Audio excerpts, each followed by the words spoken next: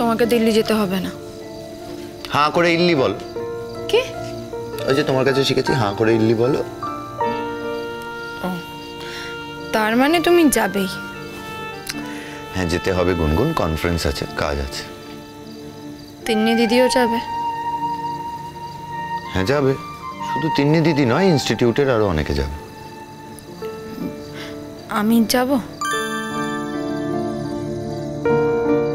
তুমি যাবে? তো তোমার সাথে কনফারেন্সে যাব।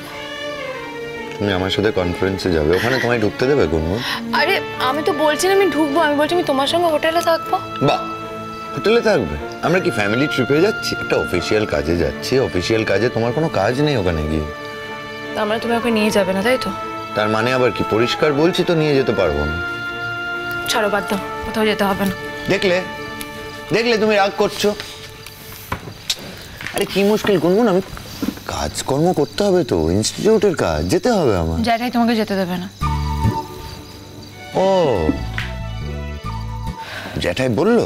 জ্যাঠাই বলবে। আচ্ছা ঠিক আছে, বলুক, আমি জ্যাঠাইয়ের সাথে কথা বলে নেব। জ্যাঠাই ওরকম অবিবেচক মানুষ নন। উনি ছোটবেলা থেকেই চান আমি কাজকর্ম করি, লেখাপড়া করি, ইনস্টিটিউট যাই। উনি কেন বাধা দেবেন আমার? তুমি লেখাপড়া করো না, জানো না, তাই তোমার মাথায় ঢুকছে না এসব। সেই তো, আসলে তোমার ভাগ্যটাই খারাপ জানো তো, যে যে তোমার কপালে এরকম একটা বউ জুটেছে। তুমি চাইলে আমাকে ছেড়ে দিতে পারো। হ্যাঁ সেটাই ভাবছি আর কি। সে তো ভাববেই, আমি তো জানি যে তুমি আমাকে ছেড়েই দিতে চাও। ও এটাও জেনে গেছো? এটা আর এমন কঠিন কি জানো? এক্সিলেন্ট। হ্যাঁ এই সামান্য ব্যাপারটা জানতে তুমি অনেকটা সময় নিয়ে ফেললে। দেখি হাতটা দাও। একদম না, আমি একদম অনেকদিন নিইনি। হ্যাঁ আমি অনেক আগে থেকেই জানতাম যে যে তুমি আমাকে ছেড়ে দিতে চাও। আমি প্রথম দিন থেকে জানি যে তুমি আমাকে পছন্দই করো না। আর তুমি বোধহয় প্রথম দিন থেকে আমায় মারাত্মক পছন্দ করো, তাই না? আমি তো সেটা বলছি না, আমিও তোমাকে প্রথম দিন থেকে পছন্দ করতাম না। তবে তবে কি এখন অল্প পছন্দ হলো নাকি? হ্যাঁ না। ও তা পছন্দই যখন হয়নি, তখন আমি থাকি বা না থাকি, কদিনের জন্য বাইরে যাই, তা নিয়ে তোমার কি দরকার? আসলে এই বাড়িটাতে একটা মানুষও না থাকলে না ভালো লাগে না। তোমার জন্য আমার আলাদা করে কোনো কষ্ট হচ্ছে না, শুধু বলছিলাম যে এই বাড়িটাতে যে কোনো একটা মানুষও না থাকলে এই বাড়িটা খুব ইনকমপ্লিট লাগে, তাই বলছিলাম আর কি। না 2-3 দিন থাকবো না তো, ওই 2-3 দিন ইনকমপ্লিট থাকলে কোনো অসুবিধা নেই। তার মানে তুমি যাবেই? যাবো। আচ্ছা বলছিলাম যে তোমাদের ইনস্টিটিউটে প্রতিবার নাকি পয়লা বৈশাখ উপলক্ষে একটা অনুষ্ঠান হয়, এবছর সেটা হবে? কে বলেছো হবে না? হবে তো। আমরা সবাই মিলে যাব তো? যেতে পারো, একটা শর্তে। শর্ত? কিসের শর্ত? মানে কোথাও যাওয়ার জন্য আবার শর্ত লাগে নাকি? খুব স্বাভাবিক শর্ত, যে ওখানে গিয়ে একদম ঝগড়াঝাটি ঝঞ্ঝাট এই সমস্ত করবে না। আমি কার সাথে ঝগড়া করেছি? করনি? তোমার তিন্নি দিদির সাথে কি রেটে ঝগড়া! ও শুধু আমিই ঝগড়া করি আর তিন্নি দিদি তো কিচ্ছু করে না, তাই না? তিন্নি দিদি যেটা করেছে সেটা ভুল করেছে, অন্যায় করেছে। তুমিও যেটা করেছো সেটা ঠিক করো। আমার তো তিন্নি দিদিকে বলার কিছু নেই, তোমাকে বলতে পারি তাই বলছি। কেন তিন্নি দিদিকে কিছু বলার নেই কেন? মানে তিন্নি দিদি তো তোমার আরো কাছে না, অনেক দিন ধরে চেনো তুমি। কে বলেছে তোমায় যে অনেক দিন থেকে চেনা মানেই সে বেশি কাছের হয়ে গেল? অত শত আমি জানি না, আমি যাবো না, ছাড়ো তো। অমনি রাগ হয়ে গেল? না মানে তুমি তো মন থেকে চাও না যে আমি যাই। তুমি যদি মন থেকে চাইতে তাহলে তুমি আমাকে প্রথমেই বলতে। এটা যদি পটকার অফিসের ফাংশন হতো তাহলে দেখতে পটকা আমাকে সবার প্রথমে বলতো। আসলে কি জানো তো, তুমি আমাকে কোথাও নিয়েই যেতে চাও না। না তুমি এমন এমন কীর্তি ঘটাও এক একটা।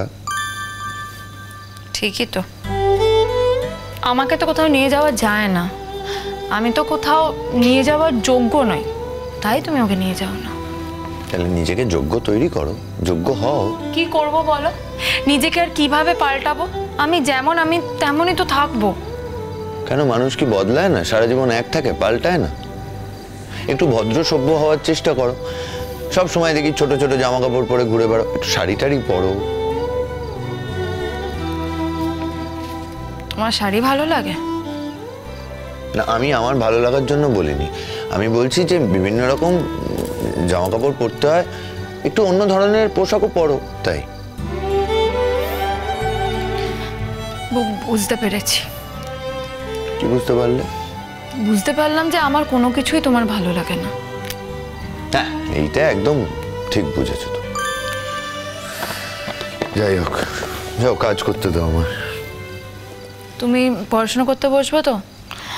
আমাকেও লেখাপড়া করতে হবে এখন। হ্যাঁ, বাবা, কোন দিকে সূর্য উঠলো? ম্যাডামের আজ লেখাপড়ার কথা, কি ব্যাপার? আমি নিজেকে প্রমিস করেছি যে আমাকে মন দিয়ে পড়াশোনা করতে হবে আর আমার গ্র্যাজুয়েশনটা কমপ্লিট করতে হবে। Very good. তো টিচারের প্রয়োজন হলে কিন্তু ব্যবস্থা। দরকার নেই, আমি একাই পড়বো। দরকার হলে আমি পুটু পিসিকে দেখিয়ে নেব। সেসব ঠিক আছে, আমি বলছি যদি তোমার মনে হয় যে প্রয়োজন, আমি কিন্তু টিচার ব্যবস্থা করে দিতে পারি।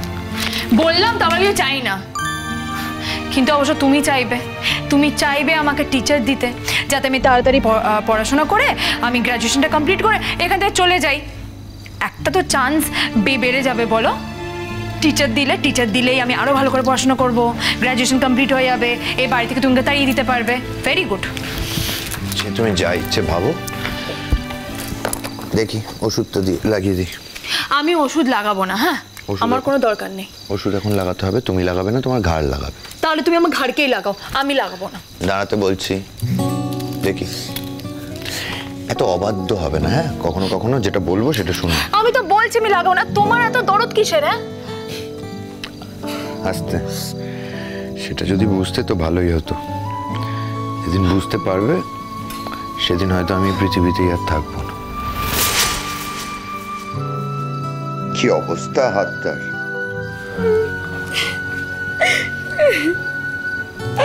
আস্তে। কাঁদছো কেন গুনগুন? কাঁদছো কেন? তুমি কতবার বলছি খারাপ খারাপ কথা বলবে না, তাও কেন বলে তুমি খারাপ খারাপ কথা? আচ্ছা ঠিক আছে, আমি মরে গেলে তোমার সমস্যা কোথায়? তোমার তো কোনো অসুবিধা নেই। তুমি তো আমায় পছন্দই করো না, দু চোখে দেখতেও পারো না, সবসময় ক্রেজি বলো, এই বলো। একটু আগেই তো বললে যে বাড়িতে না থাকলে তোমার কোনো সমস্যা নেই, একটু বাড়িটা ইনকমপ্লিট মনে হবে তাই তুমি আমায় যেতে বারণ করছো না। আচ্ছা সরি, আর বলবো না। আমি ওষুধ লাগাবো না। আরে বলছি তো ওষুধ তো লাগাতে হবে, একদম শক্তি দেখাবে না। শোনো, আমায় এরকম রোগা সোগা দেখলে হবে না, আমার কিন্তু জোর আছে। তুমি পারবে আমার হাত ছেড়ে চলে যেতে? আমি ওষুধ লাগাবো না, ব্যথা করবে। দাঁড়াও, চুপ করে দাঁড়াও গুনগুন, রক্ত বেরোবে। দেখি, খুব লাগবে। দাঁড়াও দাঁড়াও দাঁড়াও দাঁড়াও দাঁড়াও, 1 মিনিট। কি অবস্থা হয়েছে হাতটার? হ্যাঁ, না না লাগাবো না। কিচ্ছু হবে না। আরে এতে কিচ্ছু হয় না, কি মুশকিল। আরে চেঁচাচ্ছ কেন? তোমার আমি যেতে পারে। ওষুধ তোমার হাতে দিয়েছি, লেগে যেতে পারে মানে কি? লেগে যেতে পারে বলে চেঁচাচ্ছ, মজা দেখাচ্ছ। দাও, এতে জলে না। কি দেখে হাত থেকে গুনগুন, এতে জলে না। আস্তে, জ্বলছে।